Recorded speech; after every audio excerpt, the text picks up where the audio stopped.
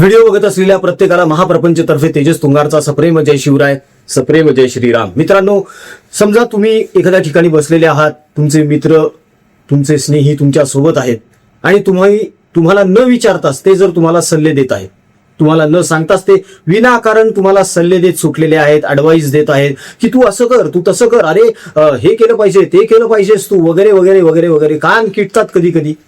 अशा परिस्थितीमध्ये तुम्ही काय करता? न मागता जर कोणी तुम्हाला सल्ल्यांवर सल्ले देत असेल तर तुम्ही काय करता? चिडचिड करता, त्याला गप्प बसवता की दुर्लक्ष करता? आपल्याकडे एक व्यक्ती असा आहे जो साफ दुर्लक्ष करतो असल्या गोष्टींकडे, आणि त्या व्यक्तीचं नाव आहे देवेंद्र फडणवीस. देवेंद्र फडणवीस यांनी या अगोदरच स्पष्ट केलेलं आहे की कोण संजय राऊत, कोण संजय राऊत, त्या माणसाला भुंकण्यापलीकडे काही जमतं का? बडबड करत राहणे हाच केवळ एकमेव धंदा आहे त्या माणसाचा. प्रसिद्धी माध्यम त्याला विनाकारण दाखवत बसतात म्हणून तो शेफारलाय. तुम्ही दाखवणं बंद करा, मस्ती 2 दिवसात जिरेल. आणि हे सत्य आहे. आता सुद्धा संजय राऊत यांनी असाच खुळचटपणा केलेला आहे, आणि ते देखील देवेंद्र फडणवीस यांच्या बाबतीत. बरं, गरजच नाही ना नको तिथं तोंड मारायची. सगळ्यात आधी आपण एक काम करूया.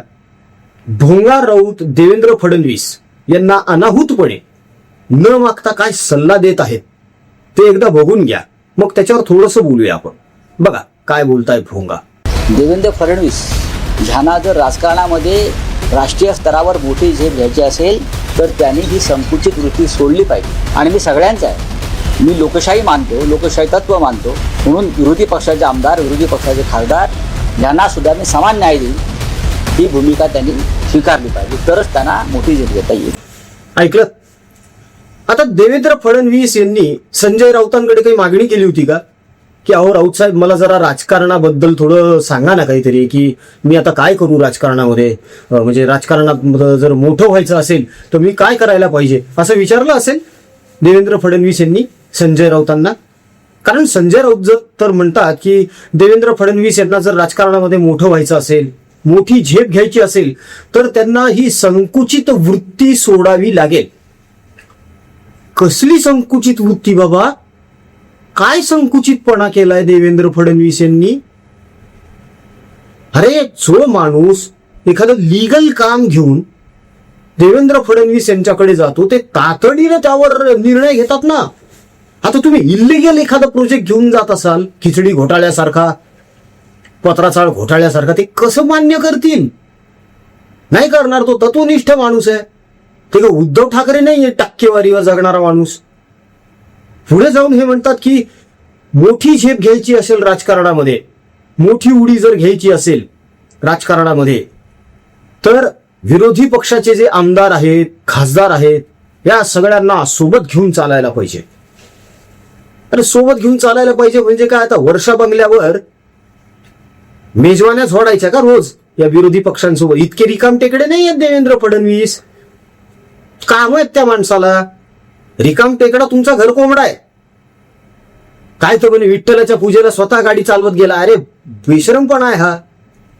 ड्रायव्हरकडे चाव्या देऊन फायली चालत बसले असते मंत्रालयातील तर काय बिघडलं असतं, पण काम करायचंच नाही ना आम्हाला. सोन्याचा चमचा तोंडात आहे. बापानं कमवून ठेवलेलं सगळं, पण ते सगळं मातीत घातलंय आता. एक मिनिट, एक सेकंद अत्यंत महत्वाचा असतो, याची जाणीव देवेंद्र फडणवीस यांना आहे, आणि ते त्यानुसार वागतात.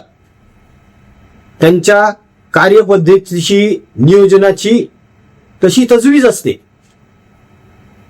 रात्री 2-2, 3-3 वाजेपर्यंत मीटिंग चालू असतात माणसाच्या. सकाळी 6 वाजता लगेच माणूस तयार असतो काम करायला पुढे. तुमच्यासारखं नाही रात्री 4 पैक मारायचे आणि झोपून जायचं करत खाली यायचं आळस देत. उतरलेली नसते रात्रीची, मग काहीतरी बरळत बसायचं कॅमेरा समोर, नाहीतर थुंकायचं, नाहीतर शिव्या द्यायच्या. हे तुम्हालाच शोभतं. हे म्हणतात की देवेंद्र फडणवीस यांनी लोकशाही मान्य केली पाहिजे, लोकशाहीनुसार वागलं पाहिजे. मग ते आता कोणत्या याच्यानुसार वागतायत? पॅटर्ननुसार, लोकशाहीनुसारच वागतायत ना. सहिष्णुता दाखवली आहे, सहनशीलता दाखवली आहे राऊत, म्हणून आज तुम्ही बाहेर आहात.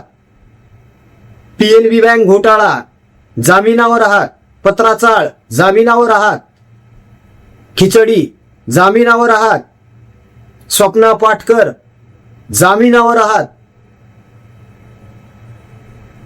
हे सगळं जर उकरून काढायला गेलं, किती वर्ष तुरुंगामध्ये सडावं लागेल जरा हिशोब केलाय का कधी?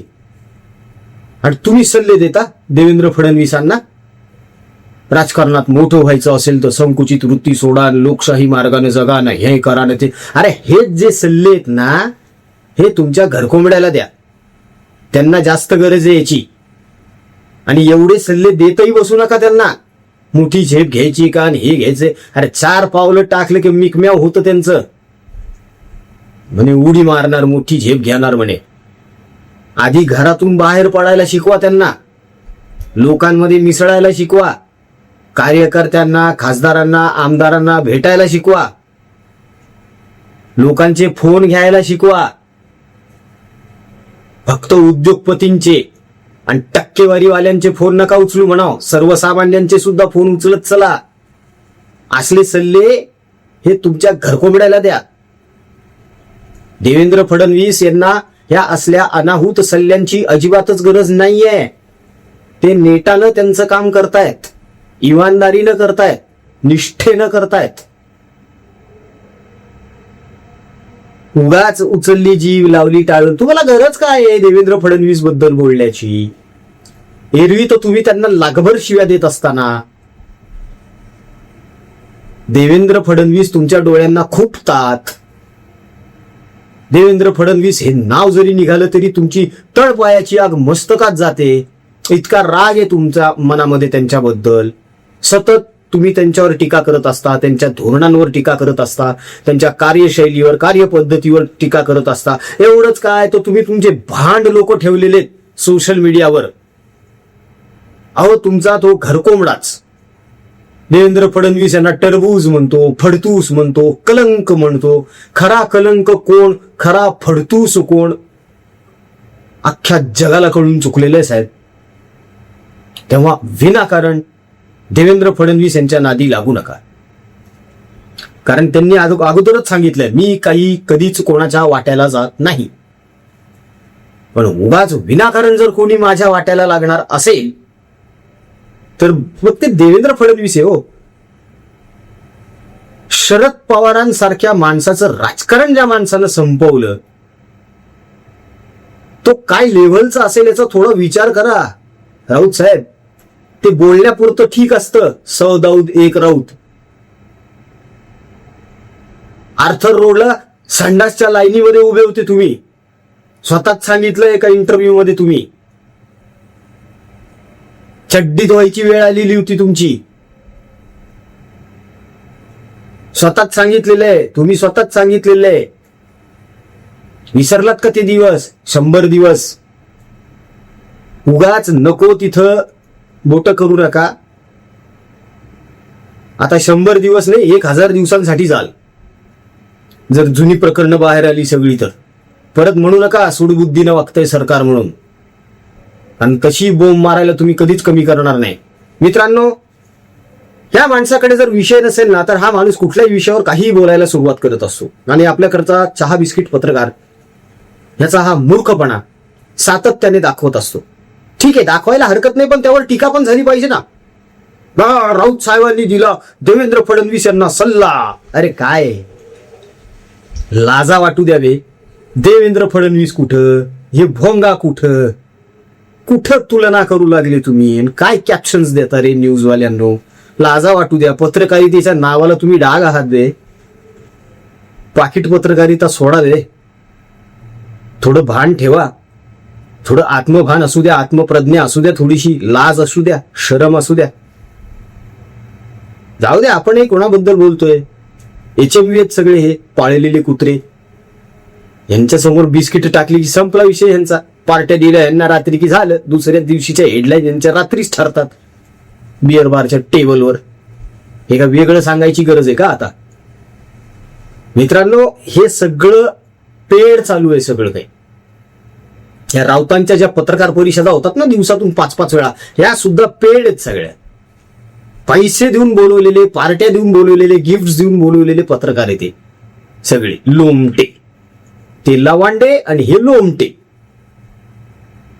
तर राऊत साहेब, पुढच्या वेळेस ज्याला कोणाला जगात सल्ला द्यायचा असेल त्याला द्या. देवेंद्र फडणवीसांना सल्ला द्यायची गरज नाहीये. त्यांनी तुमच्याकडे मागितलेला नाहीये. ते भविष्यातही आयुष्यात कधी तुमच्याकडे कुठलाही सल्ला मागणार नाही. तेवढी तुमची पात्रता नाही, लायकी नाही. सल्लाच द्यायचा असेल तर आदित्यला द्या आणि उद्धवला द्या. इकडे नको, जाऊ द्या. तुमची इकडे गरजच नाहीये. ठीक आहे मित्रांनो, या सगळ्या प्रकरणावर तुमचं काय मत आहे कमेंटमध्ये निश्चित कळवा. जाता जाता छोटीशी विनंती आहे, परत एकदा आवाहन आहे. आपण जे सातत्याने प्रयत्न करत आहोत आपल्या स्वाभिमानी हिंदू शेतकरी बांधवांसाठी, मातांसाठी, बंधूंसाठी, भगिनींसाठी, कुटुंबासाठी, त्यांच्या गाई गुरांसाठी आणि त्यांच्या लेकरांसाठी जिन्नस पुरवणं, गाईला चारा पुरवणं, त्यांच्या अडचणी दूर करणं, विद्यार्थ्यांच्या अडचणी दूर करणं, कॅन्सरग्रस्त रुग्ण त्यांच्या औषधोपचार आणि त्यांच्या नातेवाईकांच्या जेवणाची सोय करणं अखंडपणे चालू आहे. प्रभू श्रीरामाच्या नावानं सुरू केलेला हा सेवा संकल्प अखंड राहावा यासाठी आपल्या सहकार्याची नितांत आवश्यकता आहे मित्रांनो. तेव्हा दिल्या गेलेल्या जीपे, फोनपे क्रमांकावर आपल्या मर्जीनुसार, इच्छेनुसार आपल्याला या सत्कर्मामध्ये जे योगदान द्यावंसं वाटतं ते निश्चितच द्या. ट्रान्झॅक्शन झाल्यानंतर त्याचा स्क्रीनशॉट याच व्हॉट्सअपवर पाठवा, म्हणजे त्याचा ट्रॅक रेकॉर्ड ठेवून त्याची डिजिटल पावती बनवून आपल्याला तुमच्यापर्यंत पोहोचवता येऊ शकते. एक एक रुपया अनेकांसाठी लाखमोलाची मदत ठरू शकतो मित्रांनो. सामाजिक जाणीव थोडी मनामध्ये ठेवा आणि प्रभू श्रीरामाचं नाव घेऊन पुढे या. व्हिडिओ आवडला असेल तर लाईक करा, कमेंट करा, चॅनलला सबस्क्राईब करा.